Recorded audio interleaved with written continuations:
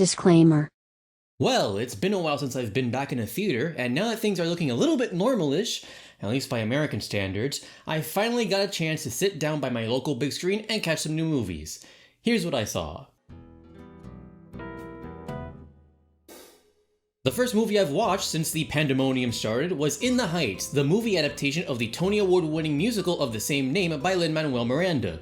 You know, the Hamilton guy. The play tells the story of a bunch of Hispanic and Latine immigrants who are struggling to make ends meet in Washington Heights, a neighborhood in New York City that is being swallowed up by gentrification.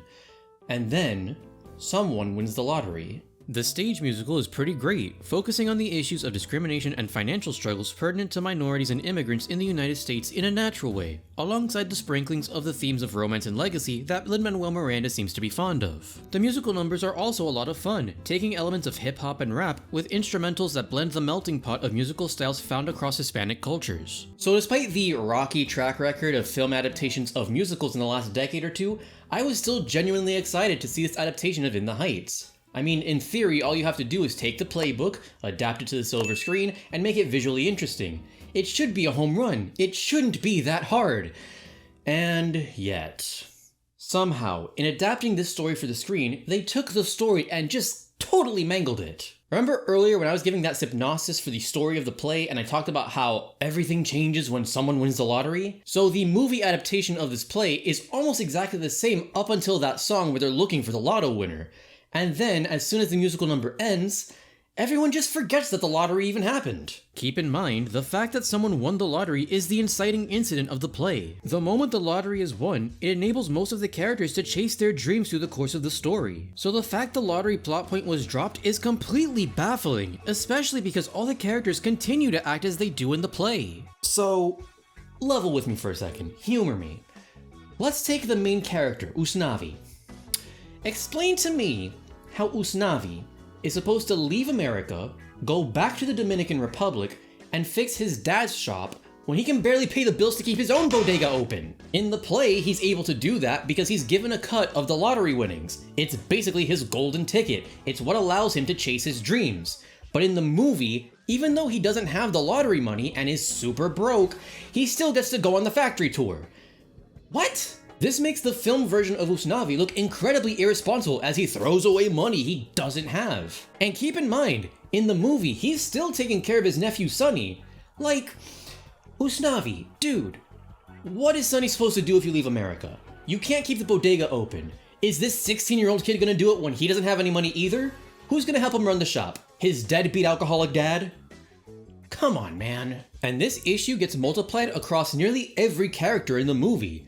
I mean, the lottery thing's a huge part of the play, and in the movie, it's not brought back up again until the last 5 minutes of the movie. In the play version of In the Heights, the winning lottery ticket becomes the point of obsession for the characters for the same reason it's the focus of many Americans today. It's one of the few chances the working class has to fulfill the American dream. Well, millions of Americans are dreaming about winning tomorrow's Mega Millions jackpot, now the largest in world history. Your odds of winning the game's largest prize? 1 in 302 million. But this statistic hasn't deterred lottery hopefuls from chasing their fiscal fantasies.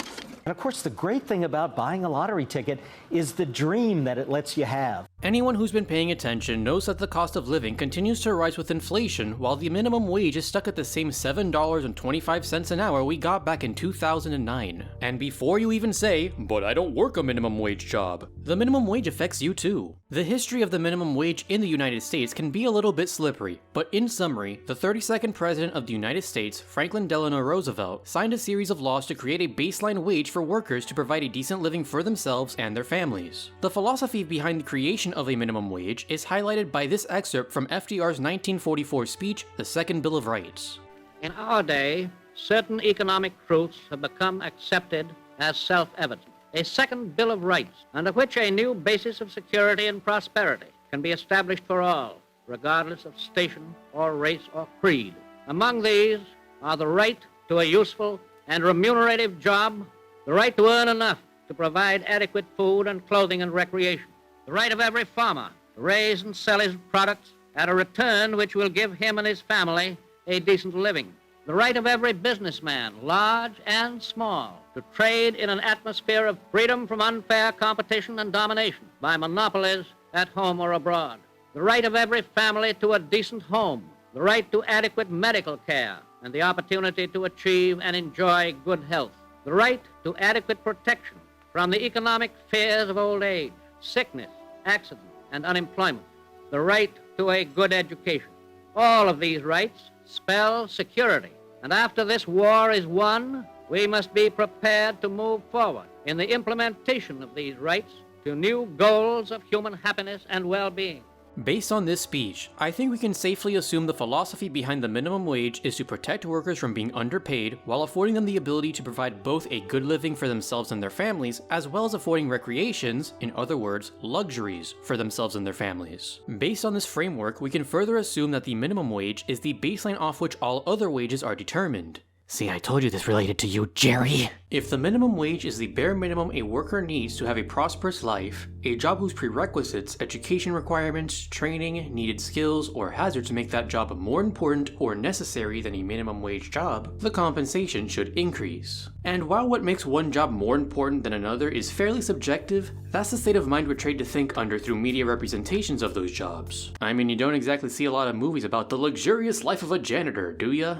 Despite this philosophy having a clear and logical through line, the neglect of the minimum wage has resulted in everyone losing a chunk of the pie they've labored for. And in this rough situation, immigrants are put at a special disadvantage. The immigrant community comes to America because of that golden dream of opportunity to build a new, better life for yourself, where the rights to life, liberty, and the pursuit of happiness are enshrined into law, protected and enabled by the government. Except when they're not. And chances are, if you live in a Hispanic country and your quality of life could be better, that American dream sounds pretty appealing. Hell, someone else's immigration journey is the reason most of us are here in the first place. Indigenous groups notwithstanding. But once you do come to the United States, even if your quality of life has improved, first-generation immigrants and political refugees are more likely to be working a minimum wage job because of the lower barrier for entry. And again, I'm sure if you've been paying attention, you've seen more than your fair share of headlines talking about how the minimum wage is not enough to pay for a decent living anymore. So if you can barely afford to pay your rent, how are you supposed to afford that dream you were promised? How are you supposed to commit to that steep financial cost of starting up a new business when gentrification is driving up the prices of your once barely affordable neighborhood? Well, you see, my dear viewer,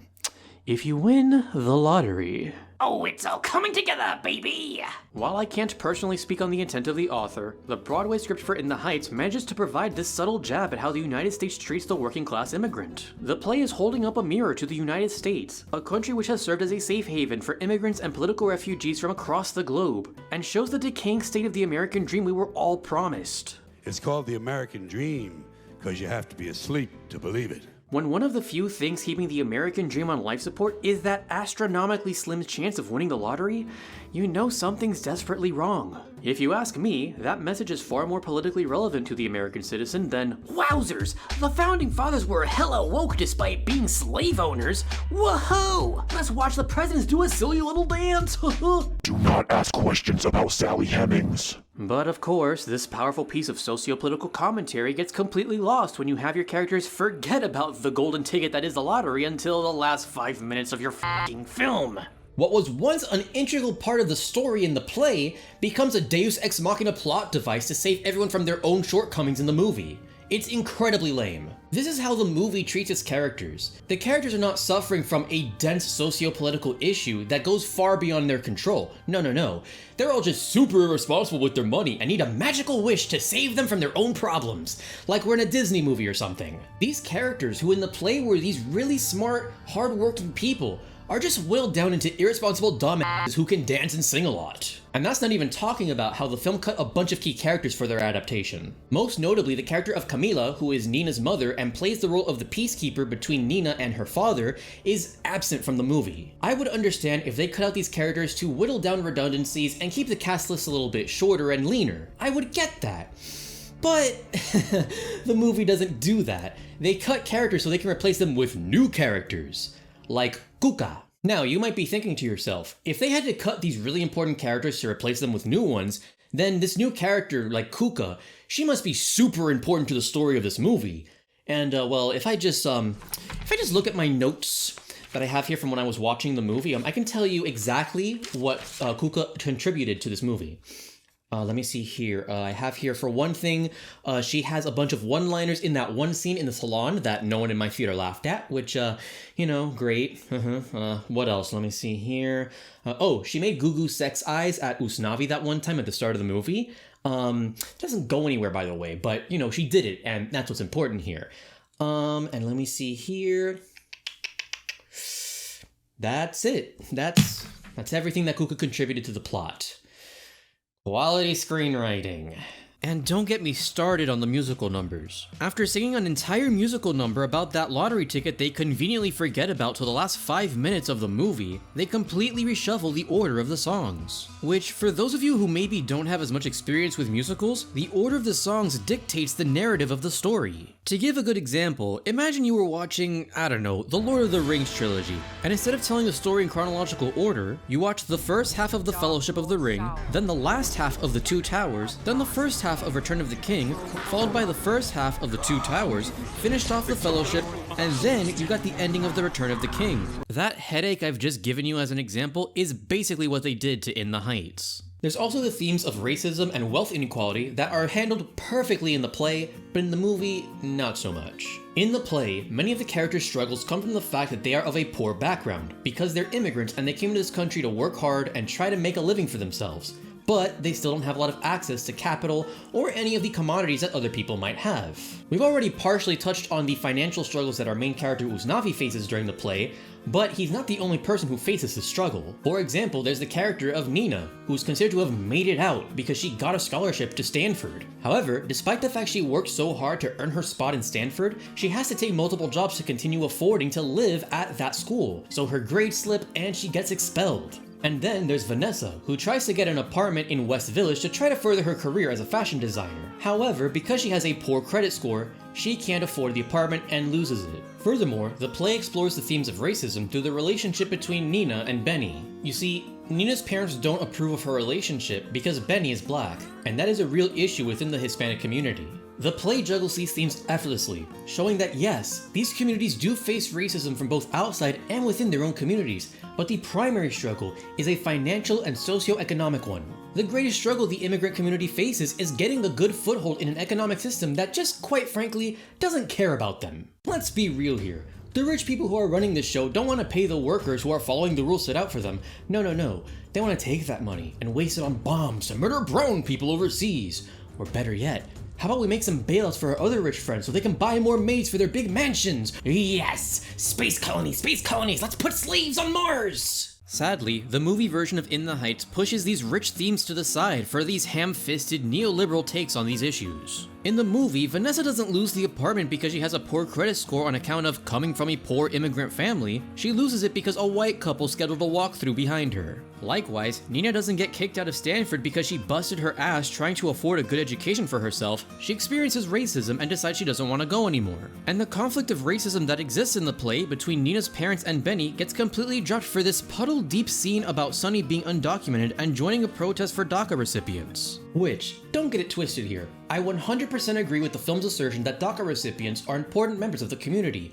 They shouldn't be discriminated against for the horrible crime of not having their papers in order in the bureaucratic hellhole American immigration has become. The issue I have with the movie and how it handles its themes of wealth inequality and racism is that the play did it so perfectly, in a way that almost every immigrant can relate to, and they had it handed to them on a silver platter. But the movie people, they just took the themes and threw it away. And watered it down. No, we don't need it to be deep.